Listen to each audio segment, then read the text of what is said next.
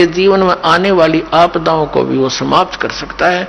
वो मंत्र विधि बताता है। वो कैसे आता है उसके ऊपर ही आज का सत्संग है। अपने आत्माओं, इसने फिर क्या किया, उस लड़की के साथ फिर वही व्यवहार किया। लड़की ने कहा कि देख ज्योति निरंजन, पहले तो तू मेरा बड़ा भाई, मैं तेरी छोटी बहन, अब मैं तेरे पेट से निकल कर आई हूं, तेरी बेटी होगी, पुत्री होगी तेरी, लेकिन पिता और पुत्री का ये योग जो तू करने जा रहा है अच्छा नहीं। लेकिन इसने एक नहीं सुनी, बाई फोर्स लड़की के प्रजनन इंद्रिय लगाई। कहते परमात्मा ने बताया है, नख रेखा से भग कर लेना, नाखनों के साथ इसने प्रजनन इंद्रिय लगाई और फिर विलास किया। दुर्गा के साथ रमण करके इसने 3 पुत्रों की उत्पत्ति की। इस काल भगवान ने अपने एक ब्रह्मांड के ऊपरले हिस्से में एक गुप्त स्थान बना रखा है। वहां पर 3 स्थान बना रखे हैं, एक रजोगुण प्रधान क्षेत्र, एक सतोगुण प्रधान क्षेत्र, एक तमोगुण प्रधान क्षेत्र। अब जैसे किसी मकान में 3 कक्ष हो, एक कक्ष के अंदर लगे हैं अश्लील चित्र, तो वहां जाते ही मन में उथल पुथल बकवाद आने शुरू हो जाती है ऑटोमेटिकली, और जब तक वहां रहता है उसके अंदर वही विचार घर किए रहते हैं। दूसरे कक्ष में लगे हों साधु संत फकीरों के, महापुरुषों के चित्र, उनके इतिहास से हम परिचित हों, तो वहां जाकर के हमारा मन एकदम शांत और साधु संतों जैसे विचारों का ऑटोमेटिकली बन जाता है। और तीसरे कक्ष में लगे हों सूरवीर शहीदों और देशभक्तों के चित्र, तो वहां जाकर अपने मन में वैसी ही भावना बनती चली जाती है। ठीक इसी प्रकार इस काल ने, इस ब्रह्मा विष्णु महेश के पिता ने अपने एक ब्रह्मांड के ऊपरी हिस्से में बीच में बहुत बड़ा गैप दे रखा, जिसको वोक्यम बोलते हैं, शून्य बोलते हैं। वहां कोई नहीं जा सकता इसकी रजा के बिना। तो वहां इसने क्या कर रखा है, एक रजोगुण प्रधान क्षेत्र बना रखा है, जैसा आपको बता इस टाइप का। तो जब ये अपनी पत्नी दुर्गा को वहां रखता है, सावित्री रूप बना लेता है और स्वयं ये ब्रह्मा रूप पंचमुखी हो जाता है, तो वहां इनके दोनों के, जब ये वहां रहते हैं, इनके विचार वैसे ही रहते हैं रजोगुणी। इनके संयोग से दोनों से जो पुत्र उत्पन्न होता है वो उन्हीं गुणों के युक्त हो जाता है। उसको फिर बच्चा होते ही इसको, जब वो थोड़ा सा जानने योग्य होता है, तभी उसको बेहोश कर देते हैं, अचेत कर देते हैं और कोमा के अंदर उसकी परवरिश करते रहते हैं। जब तक ये जवान नहीं होते तभी तक इनको बेसुध रखते हैं। फिर ये दूसरे स्थान पर चले जाते हैं सतोगुण प्रधान क्षेत्र में। वहां ये स्वयं विष्णु रूप धारण कर लेता, चतुर्भुज रूप धारण करके, विष्णु जैसा रूप करके, और लक्ष्मी जैसा रूप दुर्गा बना लेती है। यहाँ दोनों वहां रहते हैं सतोगुण प्रधान क्षेत्र में। तो इन दोनों के संयोग से जो पुत्र उत्पन्न होता है वो सतोगुण युक्त हो जाता है। और उसको भी ऐसे ही, जब ये थोड़ा सा बालक होता है, जानने योग्य होता है, उसी समय इसको कोमा में कर देते हैं, अपनी सिद्धि शक्ति तक अचेत कर देते हैं और परवरिश जारी रखते हैं इसकी। ठीक इसी प्रकार ये तीसरे स्थान पर जाते हैं जो तमोगुण प्रधान क्षेत्र है। वहां ये क्या करता है, ऐसा रूप बना लेता है जैसा आप शिव का देखते हो चित्रों में, और अपनी पत्नी को पार्वती रूप बना करके दुर्गा को वहां रखता है।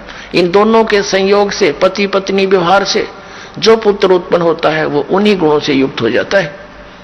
उसको भी फिर बेहोश कर देते हैं और परवरिश जारी रखते हैं। जब ये तीनों युवा हो जाते हैं, ये सब कार्य ये सुनियोजित तरीके से और गुप्त और धोखे में रखकर करता है, ताकि कहीं किसी जीव को पता ना लग जा मेरे काले कारनामों का। और दुर्गा को इसने सख्त हिदायत दे रखी है कि यदि तूने मेरी बात का कहीं भेद खोल दिया कि मैं 1 लाख मनुष्य शरीरधारी प्राणियों को खाता हूं, तो मेरे से बुरा नहीं होगा। अब ये इससे डरती है, क्योंकि अपने पैर पर कुआड़ा मार के इसके अधीन होगी, जो ये कहता है ये वही करती है। इसने भी पाप का ढेर कर दिया। अब ये विवश है। तो इसने क्या किया, जब ये तीनों पुत्र युवा हो जाते हैं, इनको सचेत कर देते हैं। जैसे विष्णु जी को शेष नाग की सैया पर इसके नाभि कमल से उगा दिया एक फूल कमल का, और वहां उस दूसरी स्थान पर निकाल दिया, उस पर ब्रह्मा को स्थापित कर दिया, और फिर कैलाश पर्वत पर शंकर भगवान को युवा होते तीनों को होश में ला दिया। आप श्रीमद् देवी भागवत गीता प्रेस गोरखपुर से प्रकाशित तीसरे स्कंद में 5 से लेकर 6-7 अध्यायों में आप पढ़ोगे, उसमें समय आने पर आपको वो दिखाएंगे, पढ़ाएंगे। उसमें क्या बताया है कि ब्रह्मा जी बताते हैं अपने पुत्र नारद को, जब उसने सृष्टि उत्पत्ति का कारण पूछा कि बताया कि बेटा नारद के बताऊं, मैं तो कमल के फूल पर अचेत पड़ा था, जब मैं सचेत हुआ तो मुझे नहीं मालूम इस अथाह जल में मैं कहां से आ गया, मेरा कौन जनक है, मैं किसने पैदा कर दिया। फिर मैं उस डंठल पकड़कर कमल की नीचे उतरना चाहा कि देखूं ये कहां तक है, तो मैं कई वर्षों तक घूमता रहा, कुछ नहीं पाया, मैं डर के वापस जा बैठा। आकाशवाणी हुई तप करो तप करो, तो मैंने 1000 वर्ष तप किया। फिर आकाशवाणी हुई कि अब सृष्टि करो। अब ये काल क्या करता है, इनको पहले तो चार्ज करता है, बैटरी चार्ज करवाता है इनकी, तब करवा के सिद्धियां आ जाती हैं, फिर रिमोट अपने हाथ में रखता है। फिर इसने सोचा सृष्टि कैसे करूं, तो उसी समय इस काल ने अलग से मधु और कैटब नाम के 2 प्राणी और दुर्गा से उत्पन्न करवा दिए। वो दोनों राक्षस ब्रह्मा को मारने के लिए दौड़े, ये डरता कमल के डंठल पकड़कर नीचे को भाग लिया, सपीटता नीचे उतर गया। आगे आके क्या देखा कि विष्णु जी बेहोश पड़े हैं। अब वो घबरा गया, अब क्या करूं, ये उठा नहीं, कैसे जगाऊं इसको। तो उसके अंदर से कहते हैं एक देवी निकली, वह भूतनी की तरह बेहोश कर रही थी दुर्गा, आकाश में दिखाई दी, और उसके बाहर निकलते ही, शरीर से बाहर निकलते ही विष्णु जी होश में आ गए। फिर उसने मधु कैटब को मारा। कुछ देर के बाद शिव भी वहीं आ गया, इवन करने थे इकट्ठे, वो कर दिए। और फिर उनको विमान में बैठाकर ऊपर घुमाया फिराया। ऊपर क्या देखा कि एक ब्रह्मा और देखा, विमान में बैठे हुए विष्णु और शंकर ने, ब्रह्मा जी कहते हैं मुझसे पूछा कि चतुरानंद ये दूसरा ब्रह्मा कौन है। मुझे तो पता नहीं ये कौन है। इतने में हमारा विमान दूसरे स्थान पर चला गया। वहां क्या देखा, एक त्रिनेत्रधारी शिव और निकला, नंदी वृषभ पर बैठा था। उसको देखकर शिव हमारे साथ बैठा था, काल का पुत्र शिव, उसका सिर चक्कर खा गया कि और शिव कौन है। फिर हम गए तीसरे स्थान पर, वहां एक और विष्णु बैठा था, ऊपर एक उसके साथ लक्ष्मी भी बैठी थी, बड़ा वैभवशाली उसका मकान था, बड़े सुविधाएं उपलब्ध थी। अब उसको देखकर विष्णु का चक्कर आ गया कि ये दूसरा विष्णु कौन है। विमान में बैठे बैठे दिखा रही है दुर्गा। उस काल ने कहा था कि जब तुम्हारे भ्रम हो जा, क्या स्थिति है तुम्हारी, इनसे परिचित करा दें, तुमसे ऊपर कोई और भी है। फिर वो विमान पहुंच गया दुर्गा के स्थान पर। ये दुर्गा के जाकर बैठ की एक पलंग के ऊपर। तो वहां इन्होंने कहा था, देखा जब सारा के विष्णु ने कहा कि ओहो मुझे कुछ याद आता है, मैं जब छोटा सा बालक था ये मुझे पालने में झुला रही थी, ये अपनी माता है, मैं अपने अंगूठों को मुख में देकर चूस रहा था, ये अपनी माता है।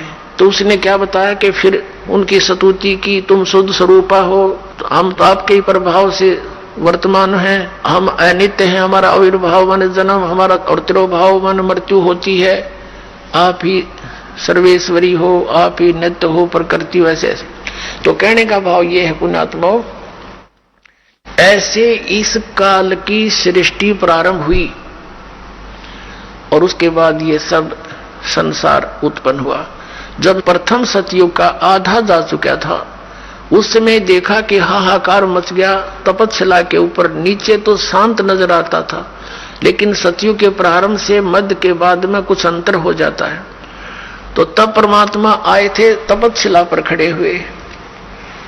अब ये बैकग्राउंड बनाई है पुण्यात्माओं ये बताने के लिए कि ये मजहब और धर्म अब क्यों बने, ये पहले क्यों ना बने।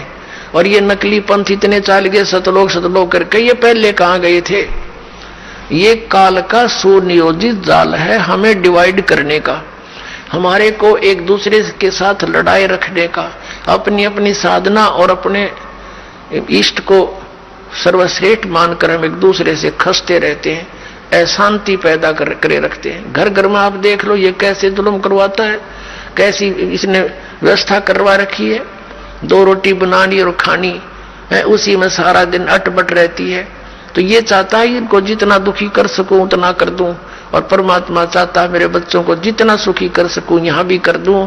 लेकिन ये सुख सथल नहीं है। फिर भी यहाँ का जो सुख है वो परमात्मा कबीर जी ही दे सकता है।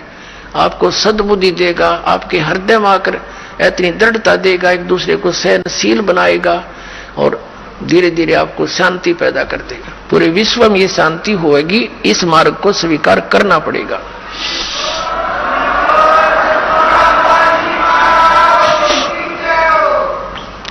जब तपस्या पर ये परमात्मा खड़े थे, जीवों को बताया कि बच्चों तुमने ये जो तपस्या पर भूने जा रहे हो ये पाप वहां किया था। तब सभी ने पता लग गया, क्योंकि वहां ना कोई मां साथ थी ना बेटा साथ था। यदि कोई साथ था तो वहीं दुख पा रहा था। तो सबकी आंखें वहां खुल जाती हैं, सारी बात सच्ची नजर आती है। या तो हम झूठे सुख की भांग पिए पड़े हैं, या तो अटपट हम कर लेते हैं, लेकिन जब आपदा जरा से भी आ जाएगी ना फिर हम सब मान लेते हैं। तो मालिक ने वो वहां उचित स्थान समझा उनको ज्ञान सुनाने का। तो सभी ने कहा भगवान हमसे गलती होगी। परमात्मा ने कहा कि आचार्य जी खड़ा होइए। वो गुरु जी था। आप क्या गुण गाया करते थे? विष्णु और भगवान शंकर पूर्ण परमात्मा है। तुम कहते थे भगवान निराकार है, वो परम ब्रह्म निराकार है। तुम परम ब्रह्म से परिचित नहीं, तुम काल को परम ब्रह्म मान रहे हो। ये सरपुरुष को, ये तुम्हारा शत्रु है, तुम्हें खा रहा है। ये निराकार नहीं है, ये अव्यक्त है। अव्यक्त माने प्रोक्ष है, गुप्त है। ये खुद कहता साथ में जाए कि गीता जी में 24 और 25 श्लोक में कि मैं अपनी योग माया से छुपा रहता हूं, मैं किसी के समक्ष नहीं आता। ये मेरा अव्यम अनुतम विधान है, अटल घटिया विधान है कि मैं कभी किसी के समक्ष नहीं आता। जैसे सूर्य के बीच में बादल आ जाते हैं, लेकिन सूर्य अव्यक्त हो गया, निराकार नहीं है, ऐसा समझो। तो परमात्मा ने कहा कि अभी दिखाता हूं तुम्हारा वो अव्यक्त। ये सब खेल परमात्मा कर रहे थे। अब उस ज्योति निरंजन ने सोचा अपने टाइम अनुसार के वो जीव जा चुके होंगे, इतने समय में उनकी पूरी वह सब्जी सी पक लेती है। और वो आकर क्या देखा, काल ने क्या देखा कि ये और कौन आ खड़ा हुआ यहाँ पर। उसका ध्यान तो परमात्मा में हो गया और वो परमात्मा ने कहा उन जीवों को कि देखो भाई वो है तुम्हारा भगवान जिसको तुम निराकार बताते हो, कि वो फिर शिव और विष्णु रूप में साकार है, वैसे वो निराकार है। ये यहां भी साकार है। ये देखो उसकी शकल, ओछा माथा, लंबे दांत, और ये विराट रूप बना सकता है क्योंकि ये 1000 कला का भगवान है। और जिनको तुम परमात्मा मानते हो विष्णु और शंकर को, वो 16 कला के भगवान है। और मैं जो है असंख्य कला का भगवान हूं, असंख्य कला का। अब सब जीवों ने देखा उसकी शकल तो डर लग गए, काल की शकल ऐसी। तो उन्होंने कहा भगवान हमसे भूल होगी, हमको माफ कर दो दाता, हमें ले चलो वापस, हम फिर गलती नहीं करेंगे। परमात्मा कहते हैं थोड़ा सा सुख होते तुम भूल जाते हो, अब आपत्ति में मुझे याद कर रहे हो। जरा सा सुख होते तुम फिर कभी याद नहीं करते। और पुण्यात्माओं तुम वहां से भक्ति युक्त आए थे, अब तुम भक्तिहीन हो गए हो। वहां जाने के लिए आपको भक्ति धन की जरूरत पड़ेगी, उतना ही चार्ज होना पड़ेगा जितना तुम आए हो वहां से होकर। उसके लिए मैं तुम्हें सतनाम दूंगा और फिर दूंगा सार नाम।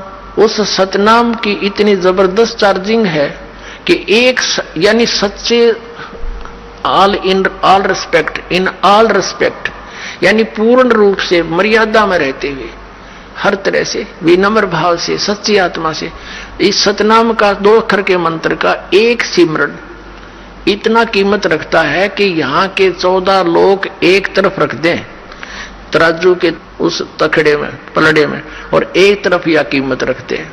और ये पृथ्वी लोक, स्वर्ग लोक और पाताल लोक तो पासंग रख दे, जिसकी कोई सौदे में नहीं होता उसको पासंग कहते हैं। अब हम कितने धनी थे भक्ति के, और हमने सारे जीवन में इतनी भक्ति करनी पड़ेगी, श्वास उश्वास का सेवन करके वो भक्ति धन फिर ग्रहण करना पड़ेगा। और उस भक्ति की शक्ति से, उस भक्ति के बल से हम इतने स्पीड से वहां जाएंगे कि काल देखता रह जाएगा। तो वो भक्ति कहता मैं दूंगा तुम्हें वहां जा करके, और मेरा जो सतनाम 2 अक्षर का होगा उसका जाप करना, पूरी विश्वास के साथ लगे रहना। जब तुम जाए धरो जग देहा, तब तुम करना मम सत शब्द स्नेहा। परमात्मा ने कहा था जब तुम मानुष शरीर मिले जो संसार में, तब मेरा कोई संत इस सतनाम का सच्चा ज्ञान देता हुआ मिल जाए तो वो ग्रहण कर लेना, उसकी भक्ति करना बेटा, फिर तुम्हें ला सकता हूं। मेरा इसका वचन हुआ था, तुम सब इच्छा से आए हो और सब इच्छा से ही वापस जा पाओगे। तो पुण्यात्माओं, ये सारे ज्ञान देने का, ये सारा आत्म ज्ञान सुनाने का तात्पर्य ये है कि आपकी यहां से आत्मा आस्था हटे, और यह हटेगी क्योंकि ये ज्ञान इतना सत्य है। आप यहां रहते हुए भी आपकी आत्मा यहां नहीं रहेगी, एक दिन ऐसी स्थिति आ जाएगी जब तक आप मोक्ष के लायक नहीं होंगे। फिर क्या होगा?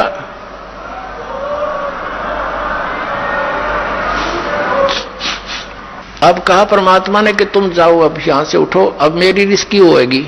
वो तो उठ गए एकदम, परमात्मा की शक्ति से रुके थे ना, उससे पहले जा लेते तो वहां से क्या होता, वो प्राणी वहां से उड़ जाते हैं। उस आध्यात्मिक उसने जो शक्ति वहां छोड़ रखी है उसके आधार से, तो वो फिर कहां आते हैं? रास्ते में आते आते वो ठंडे हो जाते हैं, शांत हो जाते हैं, कुछ अचेत होते हैं, फिर वो सचेत हो जाते हैं। फिर क्या देखते हैं अपने को, कहां पाते हैं? धर्मराज के दरबार में उनकी लाइन लगी होती है, कर्म अनुसार उनके लेखे जोखे होते हैं, और फिर जाओ नरक स्वर्ग जहां जिस योनि में जाना उनको भेज दिया जाता है। और वो तपस्या पर दुख न्यारा पाया, वो रूंगे में है। तो कहने का भाव ये है पुण्यात्माओं, वो काल आ गया, काल ने देखा कि ये जोगजीत कैसे आ गया मेरे लोक में, इसने मुझे वहां से निकाला था, मैंने इससे प्रार्थना भी की थी, इसने मुझे वहां रहने नहीं दिया था, अब ये मेरे लोक में कैसे आ गया? अब उसने सोचा ला पहले इसकी देही तोड़ दूं। काल ने सोचा जोगजीत ने कुट्टू पहले मुझे बाहर निकाल दिया, अपनी गलती ना देखता, उसने क्या जुल्म किया। यहां ऐसी व्यवस्था है, इंसान दूसरे का दोष देखता, अपने को तो नहीं झांकता, ऐसा स्वभाव हमारा। फिर इसने सोचा कि कहीं कोई पिताजी का आदेश लेकर ना आया हो तेरे ऊपर और आपत्ति आ जा। तो इसने पहले कहा कि जोगजीत पहले तो ये बता, कोई पिताजी का आदेश हो मुझे सुना, और फिर तेरे को आज गढ़ूंगा मैं अपना प्रतिशोध लूंगा, तेने मेरे साथ जो जुल्म किया वहां से निकाल दिया। तो इसने क्या किया, परमात्मा यानी जोगजीत रूप में प्रभु खड़े थे, उन्होंने कहा कि सुन ले ज्योति निरंजन, आदेश परम पिता का, उस परमात्मा की आज्ञा लेकर मैं आया हूं, उसकी आज्ञा से आया हूं कि तूने इन जीवात्माओं को कितना दुखी कर दिया। तेरे साथ आए जब इनका क्या स्वरूप था, आज किसी को गधा बना दिया, किसी को कुछ बना दिया, तूने जुल्म कर दिया और भगवान का नामो निशान मिटा दिया। तू ये अटपट साधनाओं पर लगा दिया सबको, तू खुद भगवान बन बैठा यहां पर। तेरी पोल खोलूंगा, नीचे जाऊंगा, सब जीवों को बताऊंगा कि तुम कहां थे, तुम कैसे यहां रह रहे हो, कैसे जाल में फंस गए हो, क्यों जन्मते और मरते हो, तुम्हारी क्या दुर्गति हो रही है, तुम कैसे रह रहे हो, तुम सतलोक के वासी हो। उनको एक गुप्त मंत्र दूंगा जो भगवान ने दे रखा है, और उसकी मंत्र की कमाई का आगे तेरी पार ना बसाओ। जिसके पास वो मंत्र होगा तो उसके निकट नहीं जा सकता ज्योति निरंजन। तो उसने सोचा वह बड़ी बात बिगड़ी हो तो मेरा सारा काम बिगाड़ेगा। तो कहते हैं एकदम कहा कि जोगजीत तू जाके देखा नीचे, तन बनाऊं ठीक, उसके ऊपर टूट के पड़ा। अपने आत्माओं वेद बताते हैं कि वो परमात्मा सतलोक से चलकर आता है और नीचे अपनी अच्छी आत्माओं को मिलता है, उनको ज्ञान सुनाता है। उन पुण्यात्माओं में से कौन कौन थे जिनको भगवान मिला, और जिन्होंने साधनाएं करके अपने गोड्डे रगड़ दिए उनको नहीं मिला, वो कितनी पुण्यात्मा होंगी। कौन कौन थे इस कलयुग में दास जिनसे परिचित है? आदरणीय धर्मदास साहिब जी, आदरणीय मलुकदास साहिब जी, आदरणीय नानक साहिब जी, आदरणीय दादू साहिब जी, आदरणीय गरीबदास साहिब जी, गांव छुड़ानी, जिला जज्जर हरियाणा वाले, आदरणीय घीसा दास साहिब जी, गांव खेखड़ा, जिला मेरठ उत्तर प्रदेश वाले। उनमें से आदरणीय धर्मदास साहिब जी को परमात्मा इस कलयुग में मिले थे। तो उनको बता रहे हैं कि धर्मदास जी ने पूछा था, भगवान हम इतने निकम्मे, हमने ऐसा जुल्म किया, हम अपने पति वर्ता पद से गिर गए, आपने फिर भी स्वीकार कैसे कर लिए दाता? आप कैसे आगमन हुआ हमारे यहाँ? तो परमात्मा ने बताया, भाई ऐसे ऐसे तुम्हारा दुख देखा जब मैंने, तब यहाँ आया। तो सारी कहानी धर्मदास जी को बता रहे कि धर्मदास जब वो मेरे ऊपर ऐसे मुझे मारने को झपटा तो मैंने सतनाम का सुमन शुरू कर दिया। अपने आत्मा परमात्मा हमें सतर्क करते हैं कि तुम्हारे ऊपर कोई भी ऐसी आपत्ति आवे तो सतनाम का जाप शुरू कर दियो। अब उस समय ये रिहर्सल होगी आपकी कि कहीं कोई आपत्ति आवे जात में क्या वैसी, तो आप यदि नो याद करोगे हाय मां मर गया तो भगवान नहीं सुनेगा, फिर आपका अभ्यास कच्चा है। तो उस समय आपने सतनाम के सिमरण करना है, जो 2 अक्षर का। ये एक हिंट भी दे रहे हैं, बाकी वैसे तो उसकी क्या हिम्मत थी भगवान के निकट आ जा, पर हमें ये मंत्र का सहारा रहेगा, इसलिए वो उदाहरण दिया। कहा कि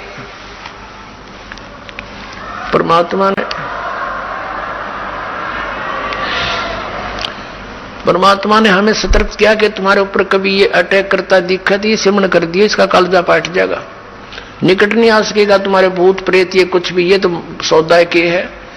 जो इस सिमरण का सच्चे मन से पूरी मर्यादा में रहते सिमरण करते रहोगे। तो कहता परमात्मा ने कहा कि मैंने सतनाम का सुमन कर दिया धर्मदास, ये ऐसे गिर गया, नीचे गया पाताल के नीचे, पाताल में पहुंच गया, इतना भयभीत हो गया।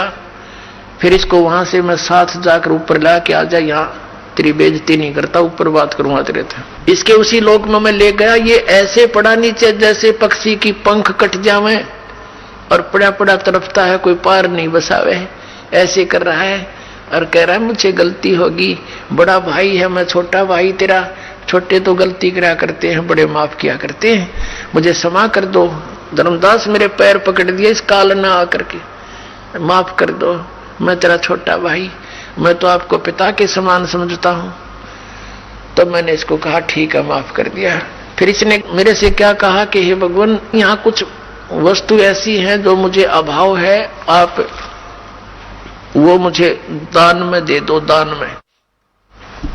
परमात्मा ने कहा था कि बोल क्या मांगेगा, कैसे नहीं, वचनबद्ध हो जाओ। तो परमात्मा ने कहा कि ठीक है, मैं वचनबद्ध हो गया। तब इसने कहा था कि 3 युगों में जीव कम ले जाना, सतयुग, त्रेता, द्वापर में, और चौथा युग जब कलयुग आवे तब शरण जीव बहुत जावे, ऐसा वचन हर मोय दीजे, तब तुम गमन संसार ही कीजे।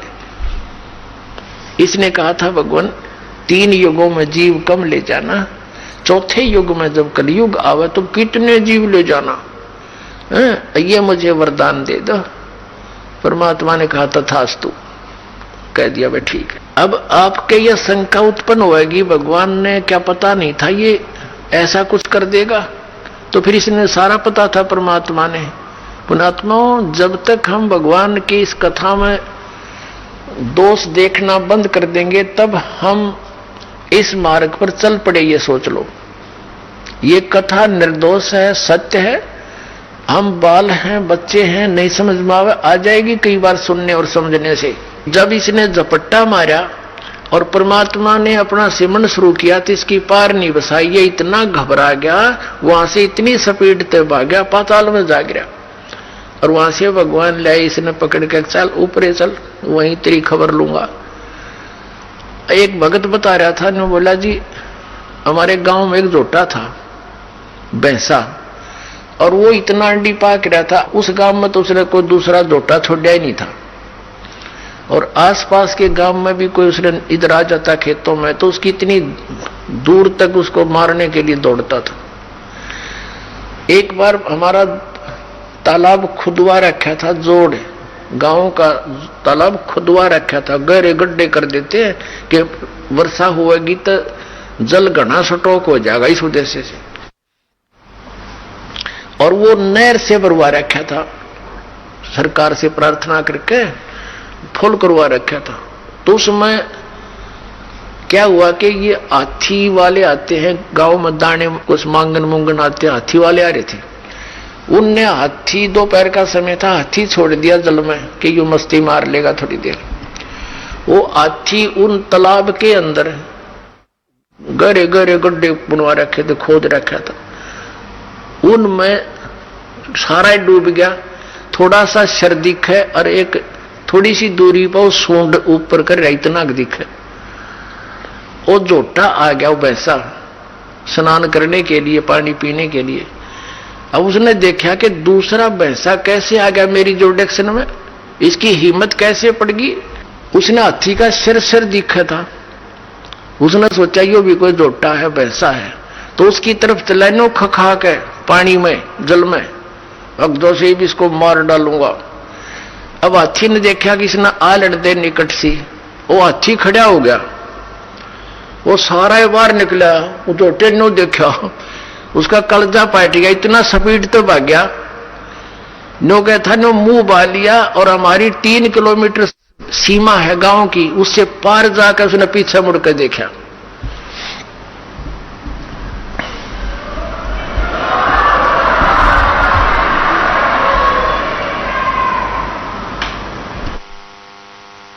अब कहने का भाव यह है दास का कि उस समर्थ के सामने इस काल की ऐसी स्थिति जानो।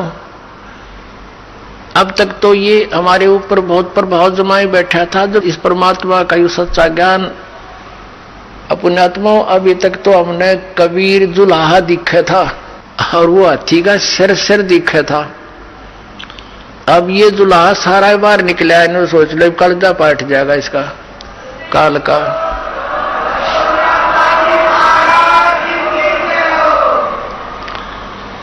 अब ये परमात्मा कति प्रत्यक्ष हो गया आपके सामने, ये अज्ञान रूपी जोटा ही भाग जाएगा यहां से। और ज्ञान सब ज्ञानड़ी, कबीर ज्ञान सो ज्ञाने, जैसे गोला तोब का भाई करता चल मैदान। ये तोब का गोला, ये तत्व ज्ञान मालिक का दिया जो दास सुना रहा आपको। अब जो आज का सत्संग जहां से प्रारंभ हुआ था, अभी तक तो वो जो दास कंसेप्ट क्लियर करना चाहता था, अब स्टार्ट होगा। अब जब इसने देख लिया कि वचनबद्ध हो गया, तब इसने कहा था कि जोगजीत, जब तुम कलयुग में आओगे, तुम्हारे आने से पहले अपने दूतों को भेजूंगा, 12 पंथ करूं मैं साजा, तुम्हारा नाम ले करूं आवाजा। 12 पंथ नाम जो ले ही हमरे मुख में आन समोई, और अनेक पंथ चलाऊं। ये 12 पंथ तो कबीर नाम से चलाए गए हैं इन कालों के दूतों द्वारा।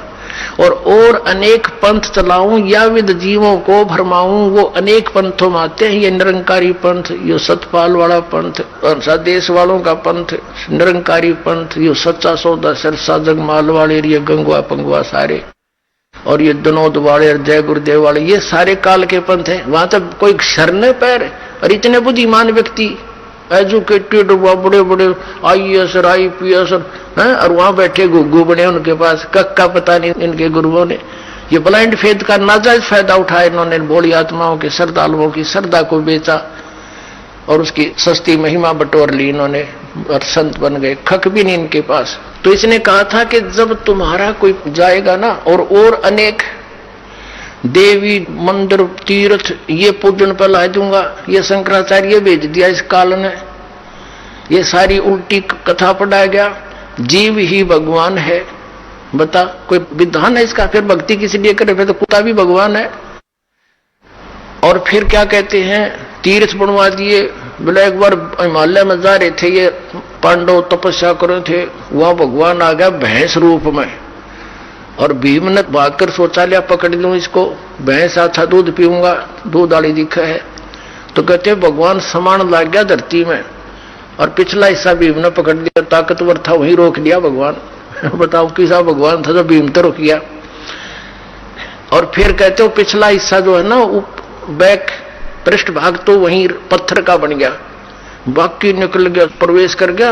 अगर भाग उस नेपाल में जाने के लिए वहां पर पशुपति का मंदिर बना दिया और वहां पर वो केदारनाथ बना दिए।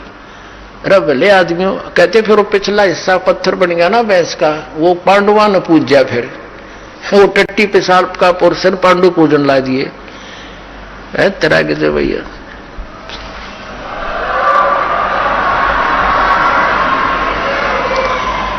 अब ये सारा जाल इस काल ने फैलाना था।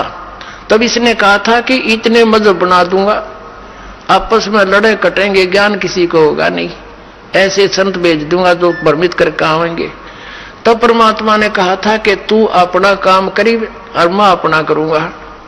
मालिक को पता था कि अपने दास को उसमें भेजूंगा जब ये सब धर्म और पंथ और मजहब कति मैच्योर हो चुके होंगे, इन्होंने जो ज्ञान कहना सुनना है कह चुके होंगे, इनकी किताबें बन चुकी होगी, फिर मेरा दास जाएगा और उनको सबको तत्व ज्ञान के तोल कर रख देगा, सत्य और असत का निर्णय करके सब मेरे बच्चों को मेरी शरण में लाओगा। बोलो सतगुरुदेव।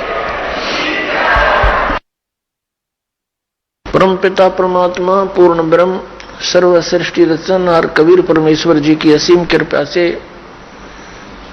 उनकी प्यारी आत्माओं को ये सत संदेश सुनने को मिल रहा है। पुण्यात्माओं, आप बहुत ही पुण्यकर्मी प्राणी हो जो परमात्मा की शरण में पहुंच रहे हो। मनुष्य जीवन के उद्देश्य का सत्संग में आने से ज्ञान होता है। आप जी को वो सत्संग मिल रहा है जिसमें निष्कर्ष है सर्व सद्ग्रंथों का, और साथ में उन महापुरुषों ने जिन्होंने साधनाएं भी की, कठिन तप भी किए, लेकिन उनके साथ क्या घटनाएं घटी, वो किस प्रकार कष्ट उठाते रहे, भक्ति करके भी दुखी रहे। और साथ में फिर ये भी आपको बताया जाता है कि कौन सी साधना से आपके ये कष्ट मिट सकते हैं।